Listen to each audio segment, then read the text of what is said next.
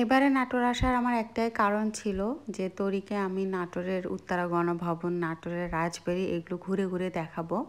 যেদিন আমরা আসি সেদিন তরি স্কুলে ছিল, ও কিছুই জানতো না আমাদের এখানে আসার কথা। স্কুল থেকে আসার পরে যখন জানতে পারলো যে আমরা নাটোর যাচ্ছি, ঠিক তখনই ওর মনটা খারাপ হয়ে গেল। ও আসলে মন থেকে আসতে চাচ্ছিল না, কারণ সামনে পরীক্ষা ছিল।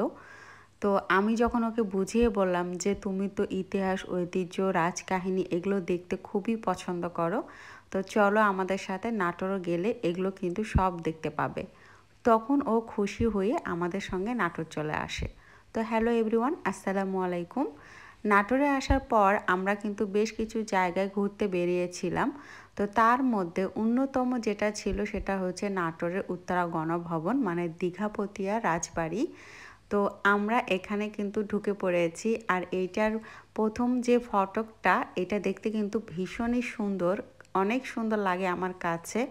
12 বছর আগে যখন এসেছিলাম তখনও যেমন দেখেছিলাম এখনও ঠিক তেমনই আছে। আমার তো মনে হয় যারাই আসলে এটা দেখতে আসে তারা কিন্তু সেই নতুনের মতোই তাদের কাছে মনে হয়।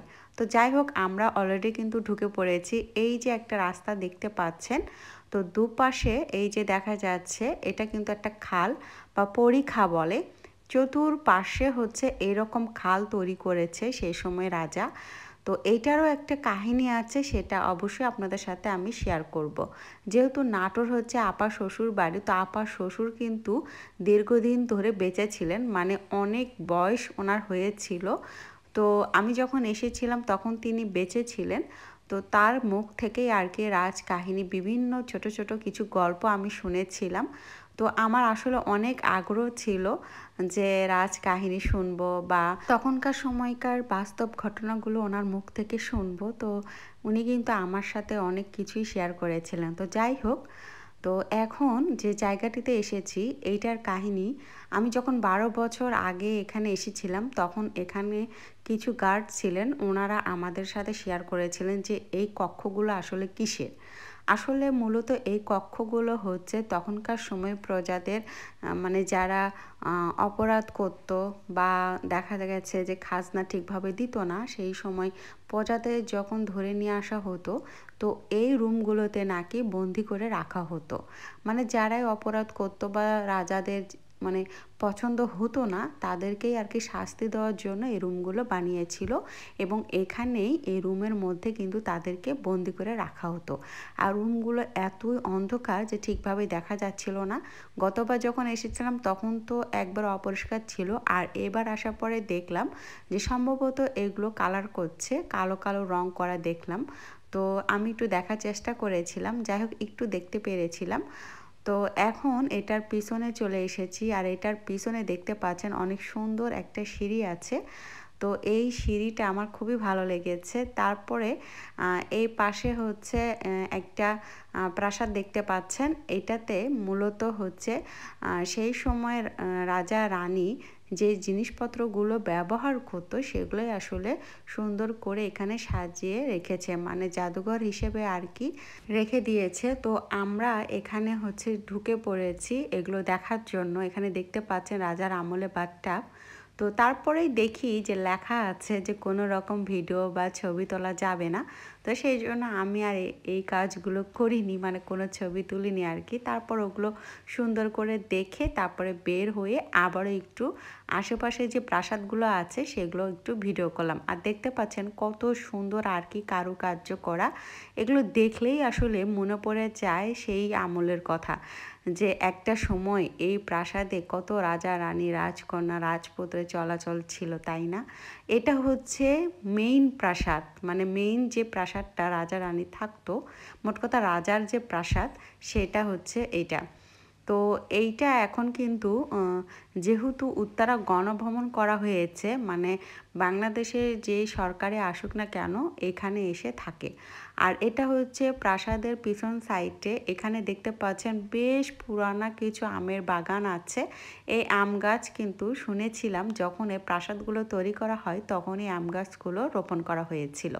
তো আমরা আর পিছনে গেলাম না, তারপর আবার এই সাইডে আসলাম। এইটা হচ্ছে একটা পুকুর, বিশাল বড় একটা পুকুর, আর এইখানে নাকি রানীর প্রাসাদ ছিল।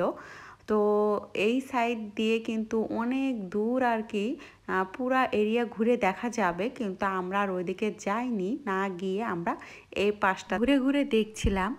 এইটা হচ্ছে রানীর পুকুর, মানে এই পুকুরে রানী নাকি গোসল করতেন। আর এই পুকুরের সামনে যে একটা ফাঁকা জায়গা আছে, এখানে ছিল নাকি রানীর প্রাসাদ। আর এই যে ঘাটটা দেখতে পাচ্ছেন, এই ঘাটেই নাকি রানী এসে গোসল করতেন। তো এখানে কত সুন্দর বসে থাকার মতো, এই যে দেখতে পাচ্ছেন বসে থাকার মতো চেয়ারের মতো করে তৈরি করা আছে। তবে একটা জিনিস মানে শুনে আমার একটু খটকা লাগলো, মানে গতবার যখন আমরা এখানে এসেছিলাম তখন মূল যে প্রাসাদটা ছিল ওইটারই পশ্চিম পাশে একটা ঘাট ছিল, আর ওখানে হচ্ছে কিছু মূর্তি ছিল। তো আমরা তখন ওই পাশটা দিয়ে খুব সুন্দর করে ঘুরে ঘুরে দেখেছিলাম। আর এইবার আসার পরে দেখলাম যে ওই সাইডটা একদম বন্ধ করে রাখা হয়েছে, মানে সাধারণ জনগণ একদমই প্রবেশ করতে পারবে না। আর সেই সময় কিন্তু আমরা জেনেছিলাম যে ওইটাই ছিল রানীর আসল ঘাট। কোনটা সত্য কোনটা মিথ্যা আসলে আমরা কিছুই বুঝতে পারলাম না। তো যাই হোক, যেটাই হোক না কেন, আমরা যে এগুলো ঘুরে ঘুরে দেখতে পেলাম বা তরি যে এগুলো ঘুরে ঘুরে দেখলো, এতে আমি অনেক খুশি। তবে সেই সময় আসার পরে কিন্তু আমরা আরও ভালো করে ঘুরতে পেরেছিলাম, মানে একদম মূল প্রাসাদের মধ্যে ঢুকেছিলাম। ওখানে আসলে বড় বড় ডাইনিং টেবিল আছে, অনেকগুলো চেয়ার দেওয়া আছে, বিশাল বিশাল রাজকীয় খাট আছে, মানে বিভিন্ন ধরনের সেই সময়কার রাজাদের ব্যবহৃত জিনিসপত্রগুলো সুন্দর করে সাজানো আছে। কিন্তু এবার আর কিছুতেই ঢুকতে দেয়নি। তো যাই হোক, এখন আসি আর একটা মূল কথায়, সেটা হচ্ছে ভিডিওর শুরুতেই আমি আপনাদের দেখিয়েছিলাম যে এই প্রাসাদের চারিপাশে হচ্ছে খাল করা আছে, আর মাঝখানে হচ্ছে এই যে একটা রাস্তা দেখতে পাচ্ছেন। আসলে এই চারিপাশে খাল করার একটাই কারণ ছিল, সেটা হচ্ছে যাতে করে বহিঃশত্রু আক্রমণে রাজাদের কোনো ক্ষতি করতে না পারে, এই জন্য এই পদ্ধতিটা তারা অবলম্বন করেছিল সেই সময়। আর এই রাস্তাটা নাকি তখন ছিল ঝুলন্ত সেতুর মতো, মানে এই সেতুটা নাকি ভাঁজ করে রাখা যেত। আর এই যে প্রধান ফটকে যে একটা ঘড়ি দেখা যাচ্ছে, এই ঘড়িটি তৈরি করার জন্য সেই সময় রাজা কলকাতা থেকে মিস্ত্রি এনেছিল। আর মিস্ত্রি আনার পরে এই ঘড়ি যাতে দ্বিতীয়টি আর তৈরি করতে না পারে, সেই জন্য নাকি মিস্ত্রিদের হাতও কেটে দেওয়া হয়েছিল। তো এইটা আমরা শুনেছিলাম আর কি, কতটুকু সত্য সেটা আসলে জানি না। তবে এই ঘড়িটা কিন্তু এখনও চলমান। যখন ঘড়ির কাঁটা ঠিক 1 ঘন্টা পূর্ণ হবে, তখনই যে সংখ্যা থাকবে সেই কয়টা সংখ্যা অনুযায়ী ঘড়ির ঘন্টা কিন্তু বেজে ওঠে। তো যাই হোক, সব কিছু মিলে আমাদের আজকের দিনটা কিন্তু অনেক ভালোই কেটে গেল। তরি অনেক এনজয় করেছে। তো সবাই অনেক ভালো থাকবেন। আল্লাহ হাফেজ, আসসালামু আলাইকুম।